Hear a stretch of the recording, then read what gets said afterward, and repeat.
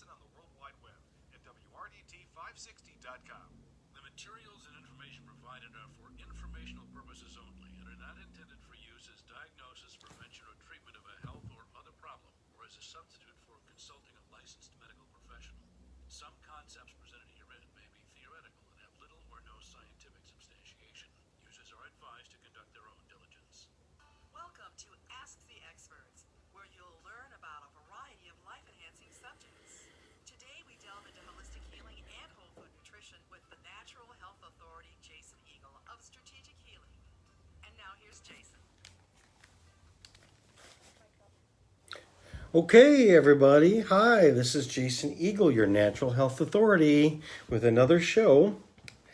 So, this is actually show number 39, if you're keeping count, and I am. This is Jason Eagle, your Natural Health Authority. My company is Strategic Healing. Right now, I am on my Facebook page live.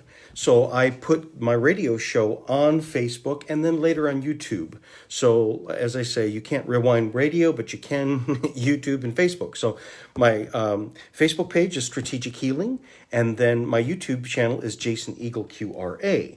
And I put these on there later. So I did actually ask Facebook and some other people. I said, "Listen, what do you want me to talk about?" And because I'm always looking for ideas, and I got a number of ideas, but overwhelmingly, I heard people say, "Can you talk about the COVID? Can you talk about what's going on?" And that's what today we're going to talk about COVID. So today is a COVID show, and we're back to it. And I want to answer some things. One of my listeners, they put it together really, really well in terms of, this is what I want to know. They said, how cases are not deaths, how the testing is flawed, how this is not to be the new normal, what it does to the psyche to have touch and social gatherings removed, how fear affects the immune system, how the Bible tells us not to fear, how to replace fear with hope. All right, and that's a big part of what today's show is about, which is how the cases are not deaths. We hear these numbers, and again, I just need to tell people, and people need to know, when you hear these big numbers, today it was this, and today, what they're talking about is cases. Talking about people that tested positive for COVID, which is not the same thing as deaths. Now we're also going to get into today, which is how the deaths are calculated, and a new study. This is a study that was, you can find it. It's an article on what's called children'shealthdefense.com. And it's a whole study based upon what we could really say is if we adopted or went back to the way that we told the CDC, the way that the CDC told doctors, okay, this is how you are to report deaths. For 17 years, we have used what's called the 2003 CDC reporting. That was the guidelines by the CDC. But this year, and only with COVID, now they still report that. So when a person dies in a hospital or a nursing home, they have to write a certificate of death, and meaning how did they die, okay? They adopted this new March 24th, what's called NVSS guideline, and they also added this April 14th CSTE position paper, which then was the new guidelines on how should you report them. And you're going to be shocked in terms of how the doctors are reporting. And again, they still report other diseases, but if COVID is suspected, here's how you do it. And it's completely different in terms, and what it's done is most likely it suggests that you should really reduce the number of deaths, which are actual COVID deaths. How many people actually died because of the COVID, or as opposed to they had it and they died from some other causes.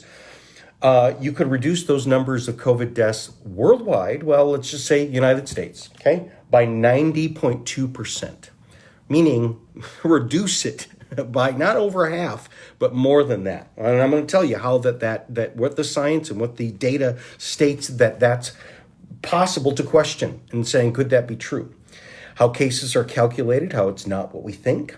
The purpose of this show today is on everything that I'm going to talk about. And again, I do the research. I'm out there doing research, and I'm also interfacing with healthcare professionals, including doctors who have COVID patients.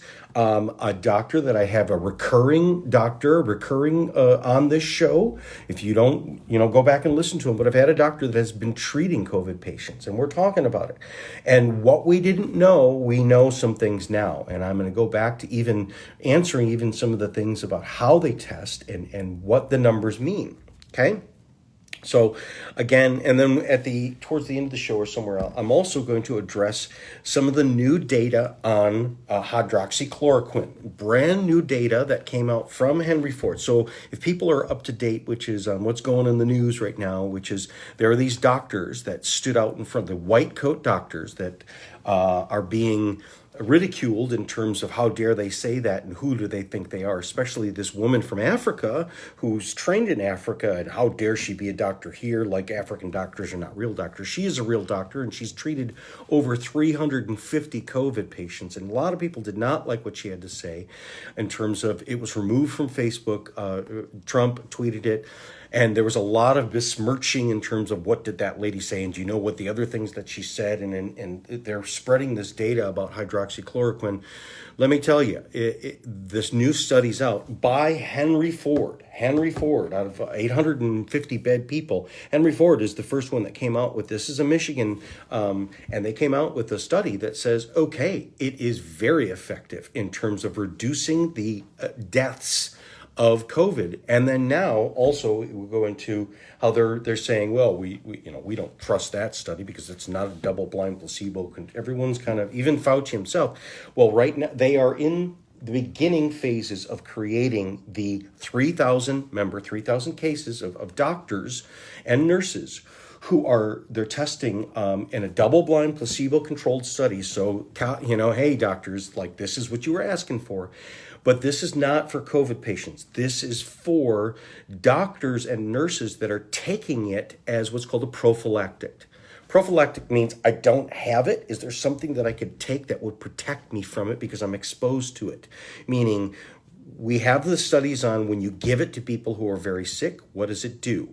Okay, that's the big question. But now the other question is could it be used to protect yourself from even getting it? Or if you get it, but you don't know it, and I'll get into today in terms of how the immune system works, and even the testing is flawed in terms of how it works. But again, so the data is coming in terms of a number of doctors, including Fauci, even says like, well, these are all anecdotal, and these are not the correct studies, even though they give great results and everything like that. So I'll give them that.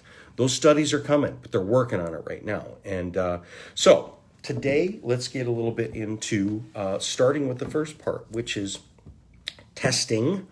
Okay, so we hear over and over again, testing. And we're doing more testing than anyone else in the world. Now, there's a couple criteria in terms of what's going to affect those numbers of tests. Now, first of all, let's just get into what are we testing? We are testing the immune system, okay? We're not picking, so let me remind people that when you get a swab or you get a blood test, which is called serology, where there's a number of different tests, including what's called the PCR, which is called the Polymerase chain reaction test, that's a DNA test. Basically, what it's looking for is we're looking for the presence that your body marshaled a force against it, meaning it breached your walls, the virus is in you, it breached your walls, and now your body is fighting back. Now, if you remember, Dr. Sivakumar talked about, well, what we're looking for is what's called T cells. T cells are the immunoglobulins. So what we're picking up on is a number of, so it's a test, whether it's a swab test or in particular a blood test that they're doing in the hospitals or other places, nursing homes, and I'll get into how I have a personal case of a nursing home that where it's not what you think, and it was reported as a positive. What they're looking for is what's called the T cell response, with the immunoglobulins. Now, let me describe something to you. We have multiple systems, but let's just talk about the two systems of your immune system. And this is where it gets into age, meaning the younger that you are, the healthier that you are, and you can even be old but healthy. And the very first reaction is you have what's called a B cell.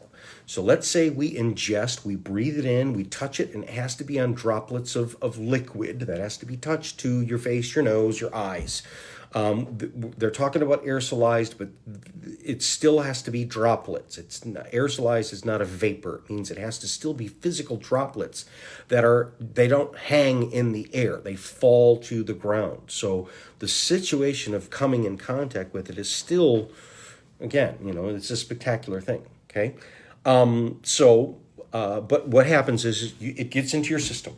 Your system's immune system then notices it, and it sends off B cells. Now, what B cells do is they're these warriors, and they blow it up.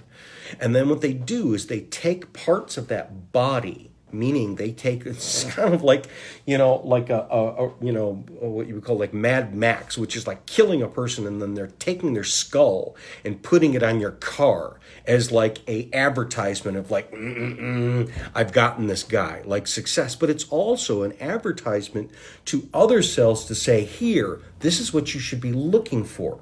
That's what then is the T cells. The T cells then pick up on that. So if it didn't kill it, if it didn't fully eradicate it within the B cell system, then it moves on to what's called the T cell response, which is kind of like a secondary defense, meaning it didn't go away with the first round, and we're going to go after it with another round. Now we really mean business.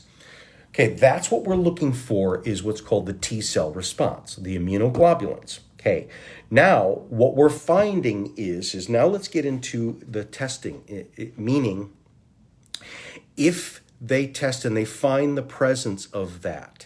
Now, let me also get into, like, for instance, now these tests. Now, I've been in the healthcare field, and I've been working with people and people's doctors and working with doctors for over 20 years. And I'm telling you that what we get, what's called false positives in testing, is extremely rare. Now, the only time that I've really seen false positives, again, when you get tested for something, like, they find it. If it's not there, it's not there. And if it's there, they find it. Now, there's two cases. Well, yeah, let's just go with one case. One that has been known it was relegated to the weird health world, and that's Lyme's disease. Lyme's disease is something that's now gaining even more, but if you go back 10, 15 years ago, you were crazy if you had Lyme's disease. Now, part of it too is you were crazy if the doctor tested you with what's called the Western blot, and then another type, which is they said to you, I know you feel sick, I know you feel weird, I know you know something's wrong with you, but you don't have it. But then that's when they developed it's what I told for many, many people who have come to me and said, got tested for Lyme, I have all the symptoms, but they say I don't have it. Then I said, okay, well, if you really want to prove it, then you have to go to the third level of testing, which is the expensive one, which is the polymerase chain reaction. That will show if you had Lyme's disease, because it shows that if you had the presence, if it ever showed up, meaning if you wrote a bag check in a store, they're going to put your picture up. That's what the immune cell response is, okay? Now, that was the only times that I had really seen, that false positives come up, meaning it says you have it, but really it's the test. Well, what we're getting with this testing is we're getting a lot of false positives, meaning, and again, there was a case of a doctor in Africa who was actually the president, I forget which country, but he took some of the tests and he actually tested some non-human things. He tested a goat, he tested a pear, he tested, a couple other things and sent them back, basically took some cells from this stuff, and they came back positive, which made it really suspicious. Now, I'm not saying that there's a weird hidden agenda, but let me tell you about a personal story. Is I know somebody personally in my life, a loved one, who is in a nursing home, and they have been tested multiple times for the COVID, and they didn't have it. Then they got tested, and they got a positive test. All of a sudden, and they didn't feel sick. They were no signs of disease, no signs of health, no cough, no fever, no nothing. This test showed up. Well, the doctor said, I'm suspicious of this. So what they did is they did quickly, within, I think, 2 days apart from each other, let's redo these tests. And what their criteria is if we're going to get 2 consecutive negative tests, boom, boom, right in a row, then we can basically pull her out of isolation and saying, you know what, it was the test. It was a false positive. That happened. I know that personally happened, and it's basically all the alarms are off because it was the test. Now, let me tell you this. In that day that was tested, because every day they report, or I don't know if they do every day or if they wait in a batch of a week or something like that, that person was marked as a positive COVID test. However, it was a false positive. Now, that's just an anomaly, but how many people are this anomaly? Now, let me also get into another thing, which is even doctors are saying, we're seeing weird things with this, which is we're seeing that it comes and it goes and it comes and it goes. And we've ruled out that it's not a bad test. It's this particular infection. And what I'm telling you is what we're figuring out what it is that the person's what's called B cell and T cell is that the T cells, when the T cells show up, that means your body's fought against it.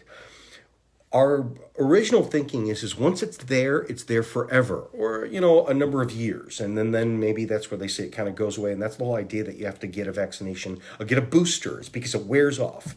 And that's true, that there is some things where the body says, we don't need to keep this check up on the desk for 3 years. He doesn't live here anymore.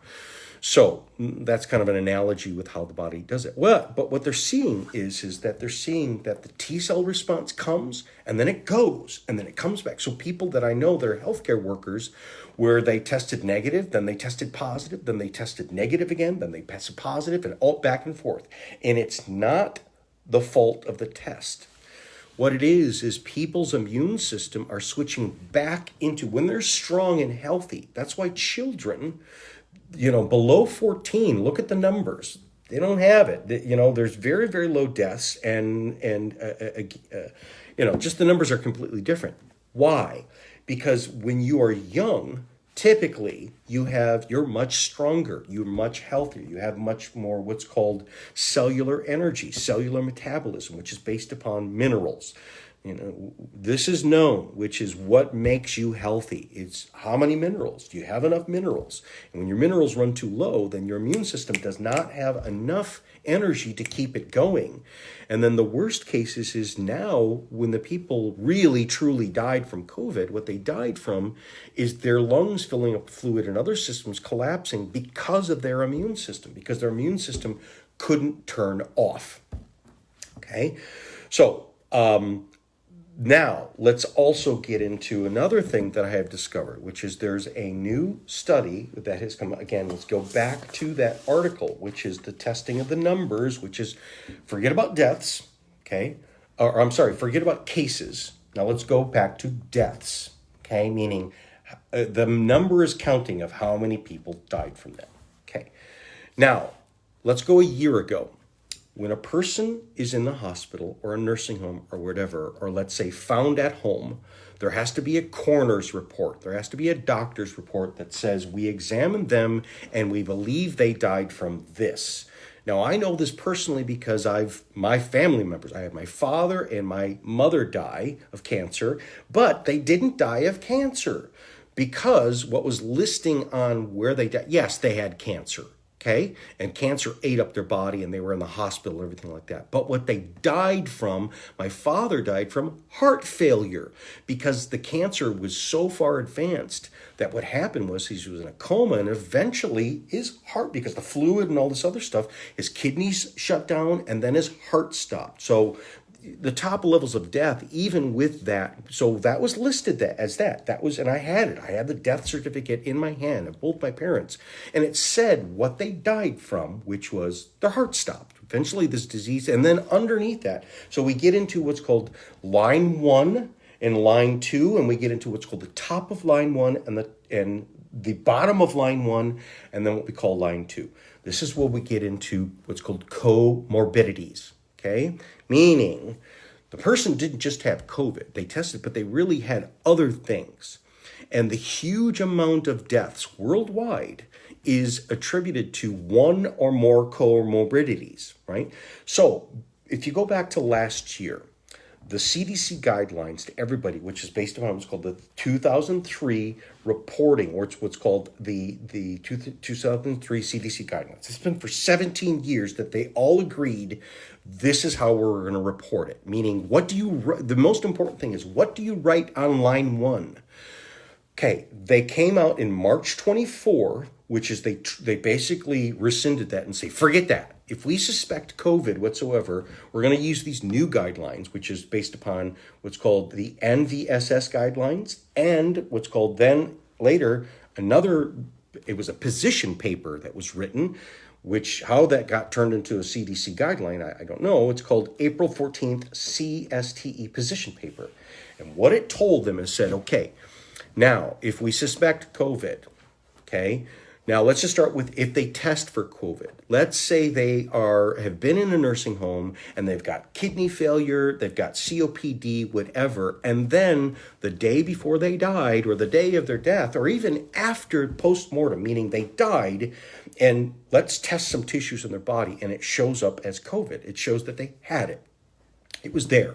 Even, for instance, maybe a cofactor, meaning this COVID, their lungs really feel, and that exacerbated, but they ultimately, what they would have said is that they died from 1, the cancer, or 2, the heart or renal failure or whatever. That was always put at line 1, right? They were told that, forget about that. You move COVID up to line 1. And they were also told, for instance, it doesn't even have to be, basically, you don't list the comorbidities, meaning the comorbidities, which normally would have been up at line 1, because if you're asking a doctor to say, give my professional opinion, how did this person die? They got hit by a car and they got smashed and basically killed instantly, but they had COVID, right? They had the antibodies. They had the antibodies in their body, or they had it. So they were told to list that. So how many numbers of people are told that? Okay.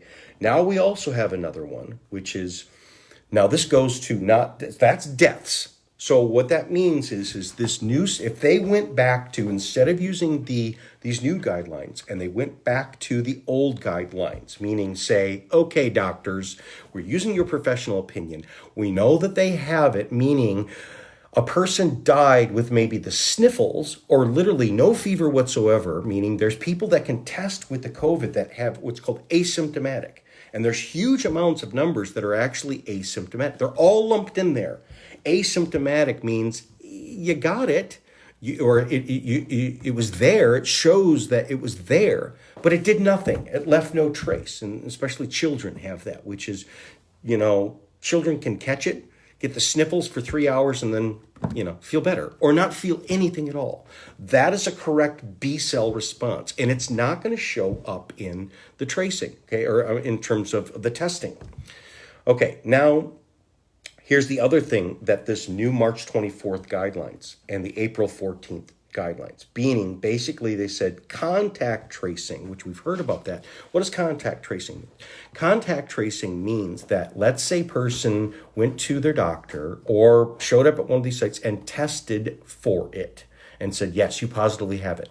Then what they do is they have the right to go through all of your data and find out who you, and what is it's basically, who are you closer to, who are you, I think it's 6 to 10 feet within 30 minutes within a 14-day period. Okay, so what they were told is that, first of all, non-medical people can basically call you on the phone and figure that out, right? And say, hey, were you around this person? Yeah, I was there. They can mark that person as a COVID person, meaning they never got a lab test and they're non-medical people. And here's the other thing that was in there. It's just like DOI testing, meaning when you stop and they do the breathalyzer, if you refuse it, that means you're guilty, right? You have the right to refuse, but that means that you're admitting that you're drunk. What they say is that if you refuse the test, meaning if someone calls you up, they tell you to answer the phone, but if you refuse to get tested or refuse to respond or even refuse to answer the phone, okay, they're immediately marking those people as, so one person tested for it, they can literally take down 20, 30, 40, 50, 100 people that they can't even verify, meaning it's based upon they didn't test them. We know that they come in contact with them. So we're assuming that how many of those numbers are in there? Okay, this is what this article, a number of these articles are basically saying, okay? Now it also gets into, now going back to the deaths, because now we're talking about two different things. We're talking about how many people test positive for it. Now we need to possibly change the numbers on that, because now if you factor in, wait a minute, how many of these people, and they're not giving the data on that, how many of these people that came through contact tracing and they didn't actually get, seen or talked to by a doctor. First the doctor going, do you have symptoms, let alone brought into an office in order to be swabbed or anything like that. So one can turn into huge numbers, God knows how many. Again, there's examples of like a bar or something like that where one person tested and then they just took all the numbers of the people that went to the bar that night, plus all of those people that they were in contact with within 14 days. That could inflate the numbers hugely. And they just say, let's just count them all. So it's like buckshot. They do that, okay? That was allowed by this, okay? Now, when we get into this article also talks about the data is from the beginning of the beginning of the year, from 2020, beginning of 2020, all the way up through July 12th. And what they came up with is 40 out of all the numbers of 44-some thousand fatalities. There's a pie chart that basically shows out of all of those numbers, so it's 44-some thousand, how many of those, what's the percentage that have at least one comorbidity? Meaning at least, like they have diabetes, they have COPD, comorbidity. Meaning morbidity, meaning something that's going to lead to your death unchecked, something that people die from. People die from not really managing their blood sugar very well. People die from congestive heart failure. If it lets it go on long enough, okay? Kidney failure or slowing kidney. There's a whole bunch of things that are called. Now, one comorbidity. Now, many people they have found, like for instance, that died in the nursing home, they had like 3 or 4. They had a ton of these things, and they're very, very old people. And I'm not saying it's right to let old people die. We should have quarantined those people first. So, but out of these 44,000 up to July 12th, 40, that's where they get the number 40,214. That's where they get the number of 90.2 fatalities, meaning the doctors flip the script, and normally the comorbidity, which would have been the kidney failure or the gunshot or something falling off the roof, would have been the top one. They then flipped it in terms. So how many of those numbers are these new guidelines where it's actually, if you ask the doctor's opinion, the doctor would say, no, it was the gunshot, that killed them.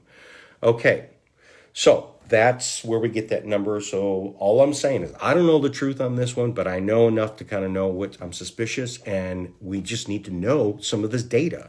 And if it's all about the science, well, then add this to your science, because this is scientific data and it really starts to question a bunch of different stuff.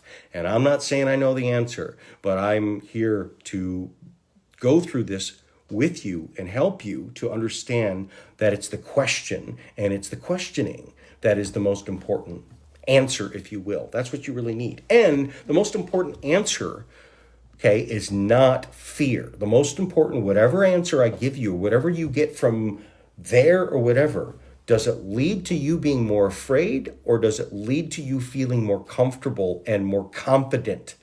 Because your level of health is based upon that. And if you're fearful, afraid. So if you wearing the mask, and I'm not against masks, if you're wearing the masks makes you feel, breathe a sigh of relief, I feel better, right? I can be out amongst people and feel safe, then that's great. But I will tell you, I had a personal experience. We went up to Mackinac Island and we all had to wear our masks, and getting onto the ferry, there was 2 older ladies that were up in front of us. I had my mask on, everyone had it, and we had her standing in line. I'm following the rules. I cough behind my mask. It's just like this was out in I don't know, did I breathe in some horse poop or something, vapors or something like that. I had a tickle in my throat. I coughed. I'm not sick. The lady that was 2 people in front of me, she hunched her shoulders up like, oh my goodness, somebody coughed. And then I noticed it and I did it again. And what happened is she literally, there's another lady that she was with who was far older and far frailer than her, meaning who would be the sickest of that one? She went and stood in front of that lady so that the cough would hit that lady. And again, they both have masks on. So it was unconscious. It was subconscious. She was fearful, and even the mask did not help to waylay her fear. And this cough to her. So how many people, again, I can even get into the immunology. That doesn't even make sense. Doesn't even make sense. Like, you're not going to get sick from that, right? And if you're that afraid, why are you standing here with everyone? She's fine. But the point is it shows that the mask, or whatever we do, it did not give her comfort. And it was she reacted to it without even thinking. There was a fearful reaction that she had the equipment on that should have been able to waylay her fear. Okay, this is what we want to do.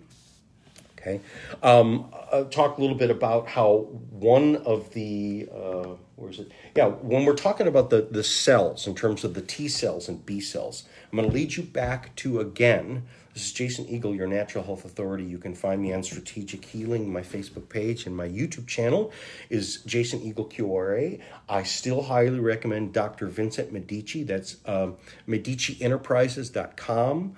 And he does a radio show. And he does a radio show out in California. And this guy he's a beast, man. And he really gets into the science and also, in terms of the data and all this other stuff. If you really want to go for a deep dive, check him out again, Dr. Vincent Medici. But he talks really, really well about,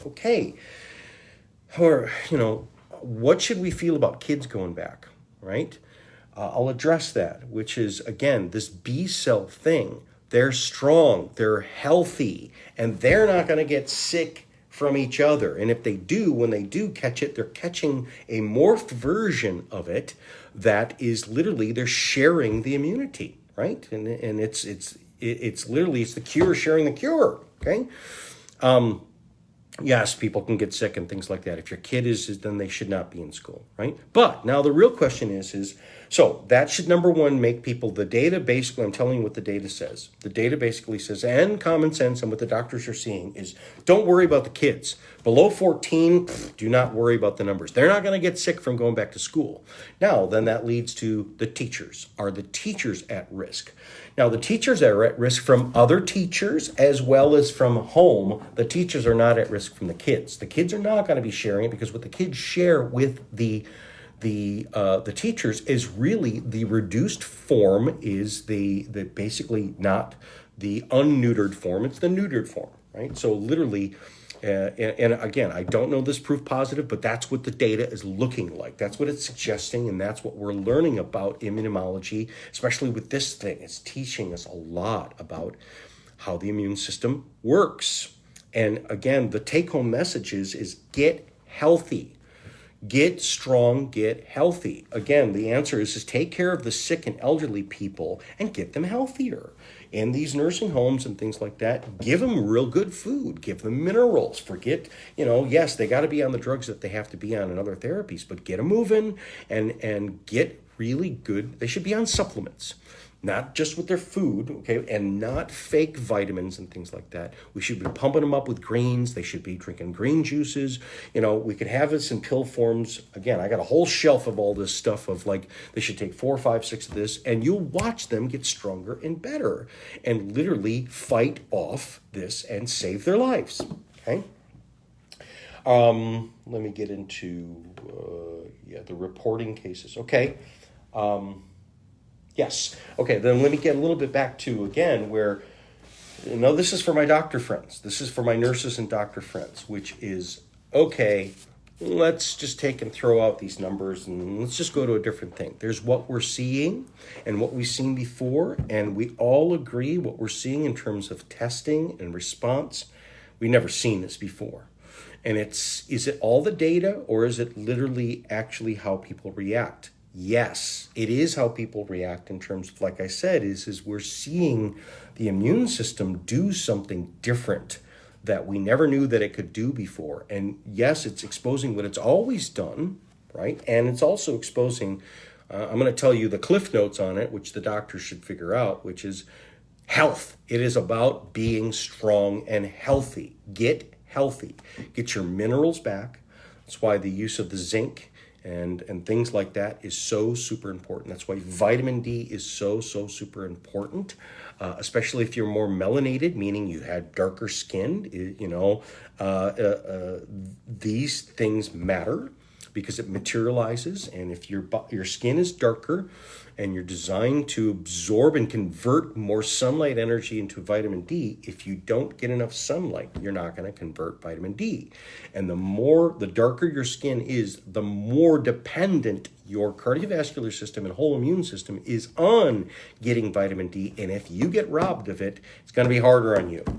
Okay, forget racism, because each race has its strengths and weaknesses, and that is not a death sentence. What it really is, it should be the playbook. It should really be, if you're this type of person, because forget about even races. We can look at, there's a difference between body types. We can look at blood type. Forget about even the skin color, get into blood types, because we know that O typically does better on certain foods and have certain type of reaction. We know AB positive, negative, all these different types of things.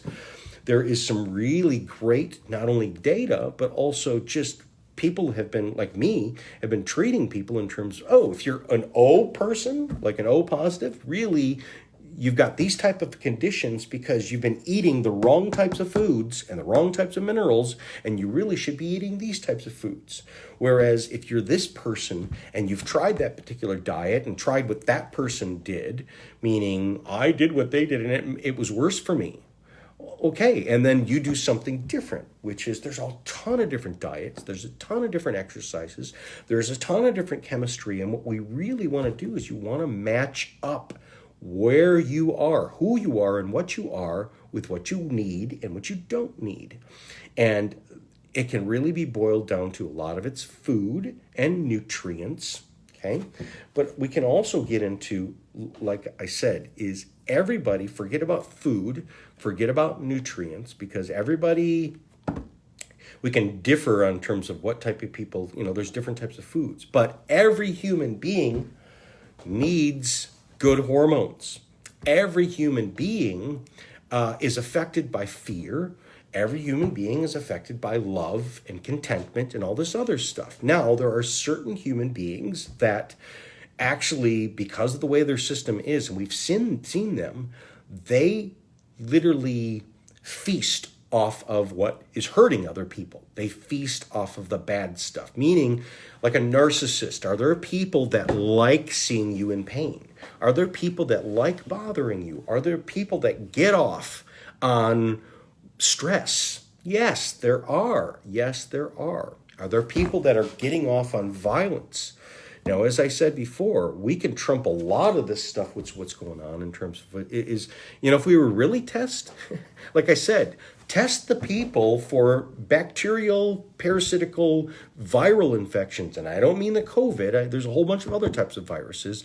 And is there a correlation between people that are narcissistic, angry, and violent, and also group mind for the negative thing, meaning part of a group that is doing bad stuff, and they don't know it, and they think they're doing good stuff, right? And they can't see it right in front of them. They're really, actually, they're hurting their own cause.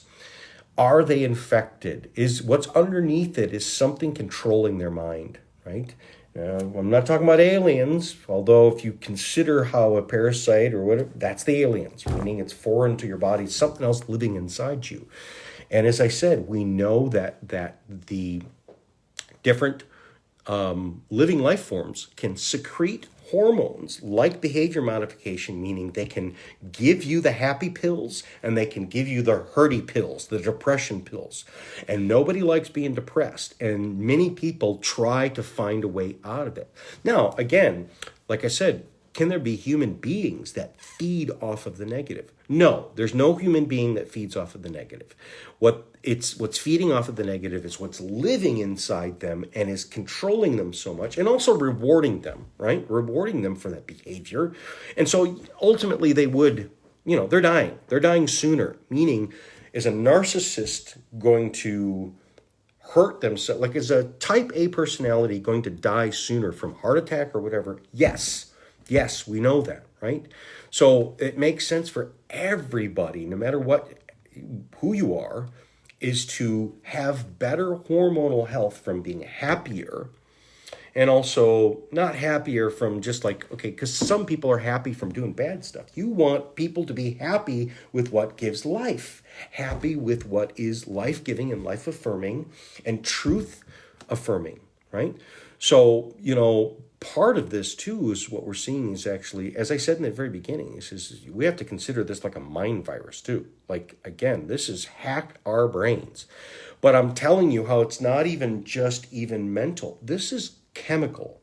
This is electrobiochemical, meaning what we talk about in terms of what's called a dysbiosis. I'm taking my probiotics. We're trying to feed it the good bacteria, which is, now that we really understand it, it's your gut brain that is your true brain. It is your gut immune system that is your true immune system. It all happens in the gut.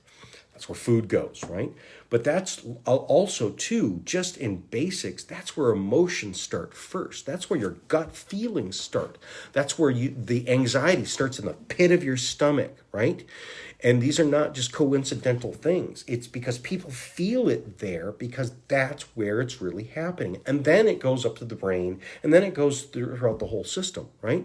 But if you get to it, so for instance, you'll have a gut feeling that you feel for a while, that then your thoughts then think about it. What do they mean by that and whatever? Then it converts into the head, and then it kind of starts to swirl around everything. But it starts in the gut. And how many people, like, if they would have just gone with their gut feelings, it would have told them, like, listen, that you knew this person was bad news 5 years ago, and it took you 5 years to just believe your gut. Or you knew that this was the right thing that you rejected, and you're going to come back to it, and you knew it right away. It was just, we have to live out the time to prove it to me. But if we could go off of truly our guts, we could literally cut so much time out of what we're trying to do in terms of trying to figure things out for our health and our life. There's our personal health, and then there's our communal health. I agree. We have to be concerned about what other people. But, like begets like, and there's a whole world of negative that just wants to share it with other negative, birds of a feather, and, misery loves company, but also joy loves company, and joy loves to spread. So, a big part of it is learning about, what's going on with these numbers, because that's what we hear. Again, most people hear numbers, but never knew anybody that had it or died from it, okay? And I'm not saying that they didn't, there's not people dying or that there's not people sick. Again, when you look into how the numbers are being reported, which is the very first time that they said, let's do it this way, was this year, and they did it a different way. And if you understand how the numbers go, that would change everything. Totally, that would change everything. If the doctors went back to, in terms of, let's kind of go back to, well, actually it was the gunshot, or actually it was this, and then later we'll put COVID on there. Like, it was there. The presence of COVID was there. It was in their body, but that was not the thing that they died from. They died with it. There's a difference, or again, let's go back to, they're showing up on the positive numbers, but did you actually test those people? No, we didn't. Well, how do you call their numbers? Well, because we called them up, and they said that they were there. They knew that person, and they were there for, in the room with them. So we're just going to include them. Or they wouldn't answer our call. They got something to hide. Let's just include them in their numbers. Or the place just sent us these numbers, and they said that's what was. But did they then send back? No, guess what?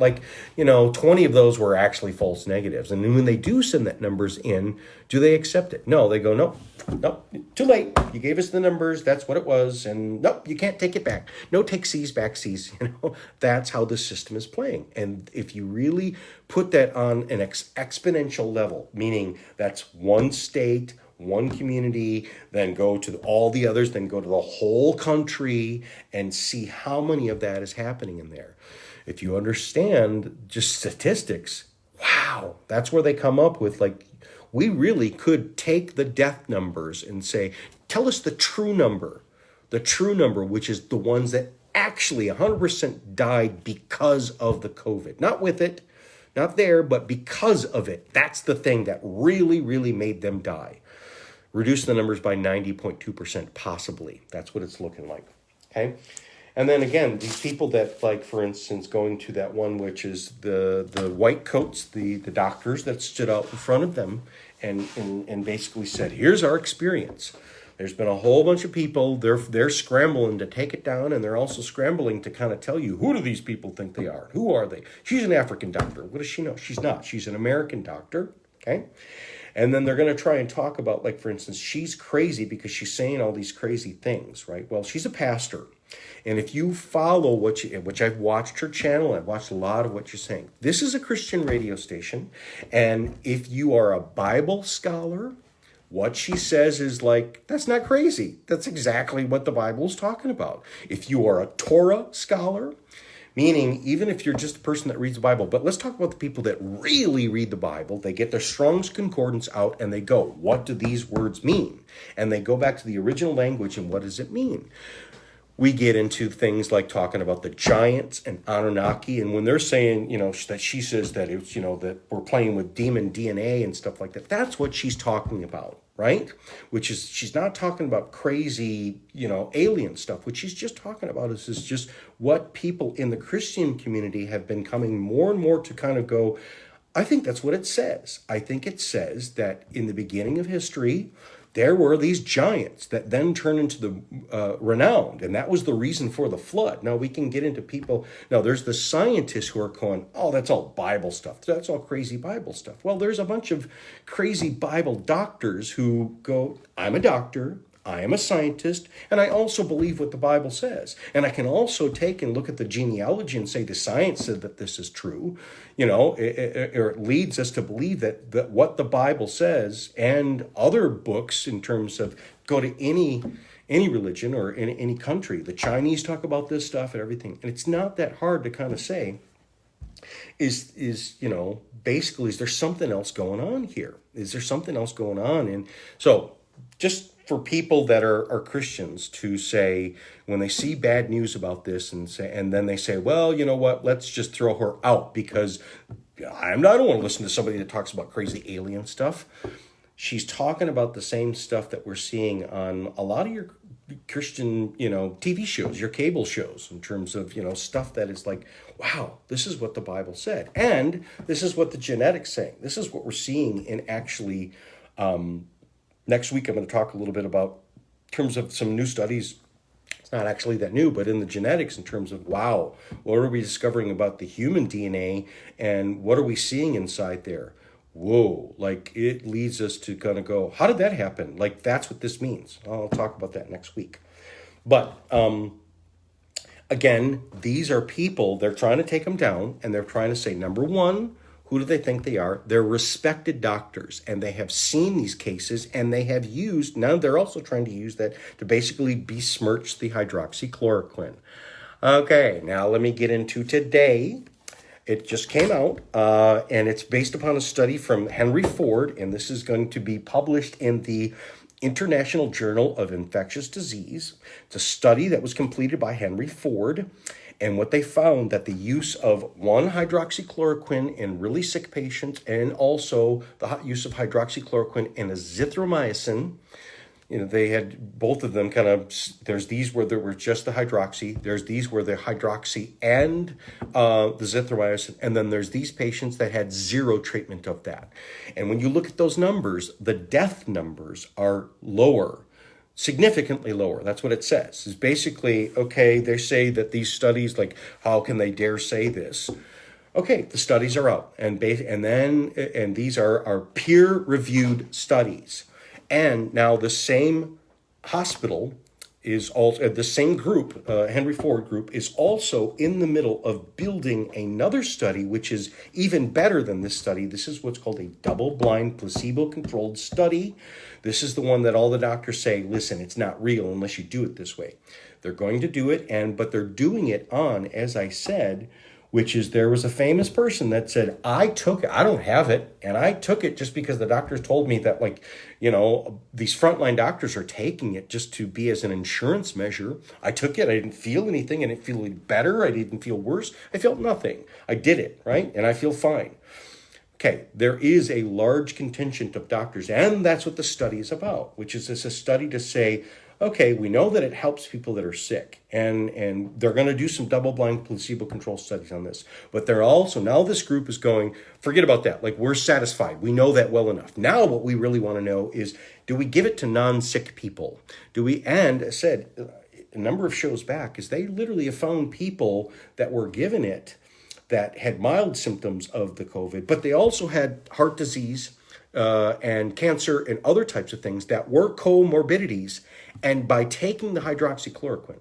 Now, hydroxychloroquine, let me tell you, I've been in this business for a long time, and I've known about this one for even before it even came on the news, because I've worked with people that are missionaries in Africa, and I don't remember if it's Haiti or Dominican Republic, but I also know Guatemala.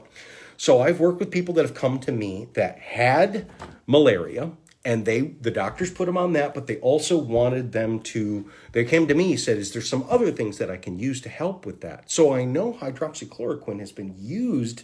It's not just this new thing. It's been around for a long, long time, over 70 years. And before that, it was because it was synthesized from using quinine, which is go back 100 years ago, and the British troops basically when they were in India were given a gin and tonic. That was part of their, here boys, it's not just for them to, get drunk and have fun. It was like, this is to keep you healthy because you are in malaria infested areas. There's mosquitoes all over the place, and you guys are going to get it. Right?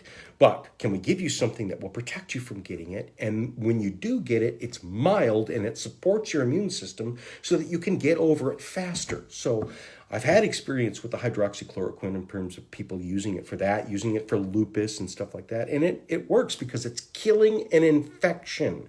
But it's killing, and they use it for parasites, but it's killing the infections that are infecting the parasites. It's interesting. It's kind of like nesting dolls. It's the parasites, like the bugs, like the worms and stuff, like a tapeworm and stuff like that. You realize that bugs like that have infections in their guts. So those small things have other smaller things inside of them. And then it just gets smaller and smaller and smaller. It gets all the way down to what's called prions, which is like way smaller than in a virus. That's the thing that was in mad cow disease. There's a whole hierarchy, just like out in the world. There's big bugs and little bugs, and then you can get your microscope out and keep finding things in.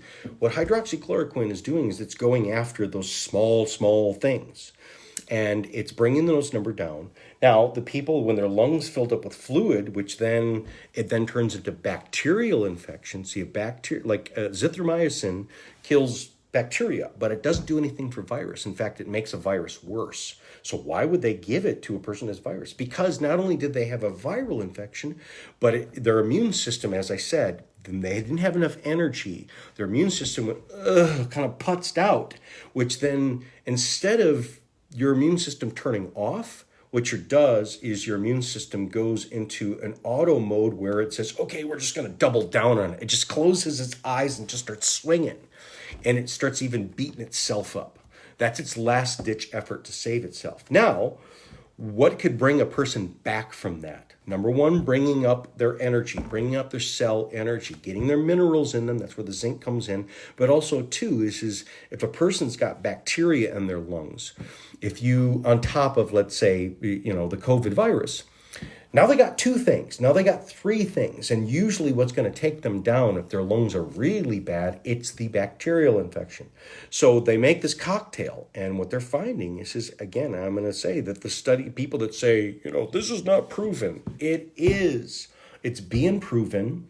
And again, if she went out there and say it's a cure. Now, who am I to say that she's wrong? She had, what is it? I think it was 500 and so 300 to 500, maybe it's 350 or something like that. She's in Texas. And there's a number of other doctors. Again, personally, I know doctors who here in Michigan have used it and said, yeah, it works. It doesn't work for everybody. It doesn't work the same on everybody. It's not just the buckshot cure. But it is helpful and it significantly reduces. And it's not going to harm us. So we as doctors and nurses go, sure, I'll take it. I'll take it. Basically, prophylaxis is that's what you call a condom. A condom is called a prophylactic, meaning it's preventing something from happening. Can I take something? It prevents pregnancy. A condom prevents pregnancy. So there's things that are drugs that are what called prophylaxis, which is the same idea, which is put it inside your body and it acts as a shield so that when you get exposed to it, either it bounces off you, pew, pew, pew, pew, pew, kind of like, you have like a bulletproof vest on, or when it does get in, it's so mild that you don't even notice it or you barely notice it. It gives you a fighting chance. And that's what they're taking it for. And again, that's what this study is going to be showing. So again, people that are seeing what's going on the news, and if you come across this where they're trying to kind of say, who do those people think they are? They are really well respected. And this is just a system of confusion. And there's lots of confusion out there. And I'm trying to tell you that if you, again, go to the article, if you want to do your own due diligence, look at the article on the children'shealthdefense.com, listen to Dr. Vincent Medici's show. Let's see, where's the other one? There was another study. Oh, the one that's the Internal Journal of Infectious Disease, that study on Henry Ford, which just recently came out. Everything that people are looking for, again, this is not a fight. I'm not trying to be right. I don't care. The whole point is for all of us, including myself, to be able to kind of go, okay, feel better. All right. Feel like I understand this better. Feel like this is hope, like that person said. How the Bible tells us not to fear and how to replace fear with hope. How does the psyche get affected by what's going on? There's the COVID, but then there's also what's happened to society, right? And the reason we're doing this in society is because we're trying to protect ourselves from deaths. Okay, and you can say some of it worked, but how good does it work? And does the cure does that cause another problem? Absolutely, it's caused another problem. How many deaths have caused by people literally just committing suicide because they're just so alone? There's lots of deaths that have come from that and will come. So reach out to people. And again, how many people now out there, even with your masks, are literally afraid of being like close to people or whatever? Stop flinching. Stop flinching. If you got your mask on, feel like, okay, good, this is doing the trick. This is helping, right? Let it give you the confidence so that you can walk around. And, like that lady, if you got your mask on and someone coughs around you, don't go and be afraid. Like, you have protection on it. Really, stuff gets around it and inside of it, out of it. And again, if you really are at high risk, you should be at home and stuff like that. But forget about having all these other things being your only thing that you can do. Eat well, stop eating junk, stop eating the sugar, breathe well, think well, get out of fear. If it's the TV of these things that are confusing you, turn it off. If I'm confusing you, turn me off and just go into your hole if you have to, if it's comfortable that way, right? Because that's the key, is you got to do what's right for you. And what I'm trying to do here, and let me remind people, I wasn't going to say it, but I'm going to say it, that no one pays me to do this. I pay to do this. I am paying to every show. It's a lot of money. And I'm not trying to guilt you in it. I'm trying to tell you I do this. And the idea is, yes, to maybe try and drum up some business. But I've pretty much abandoned that to a certain extent, because some businesses so is I know that I'm helping people. I'm doing this as an aid. Because again, also too, is what I say, yes, it goes up on the radio, but again, let me remind you, it goes on my Facebook page, which is Strategic Healing. It goes on my YouTube channel, which is Jason Eagle QRA, and you can refer this and you can share this with other people. And if you got some more questions you want to know, I'll be like your bird dog and I'll go out there and I'll find it and I'll find what the truth is, or at least close enough to be the truth, to being able to go, what I have to tell you makes you feel better. What I have to tell you, if you take it and adopt it, the goal is for you to feel stronger and feel more healthy. Because when you feel healthy and have a healthy frame of mind, that then turns into health. And if you can then go to the next step of where I feel healthy enough to be this with my friends and family and my community, and bring it back, because we got to get to the other side of this. You got to get through the other side of this. And if we use the information correctly, what this did is this made you healthier. Thank God for it. Thank God for everything that we're going through. And that's the way that it's supposed to be conceived by us. That's the way it's supposed to be received by us and converted and transmuted by us, is turn it into a better life for you now and later. Don't suffer from this. When you do suffer, let it be for a good cause, that this becomes a better world for all of us. This is Jason Eagle, your Natural Health Authority. Until next time, bye-bye.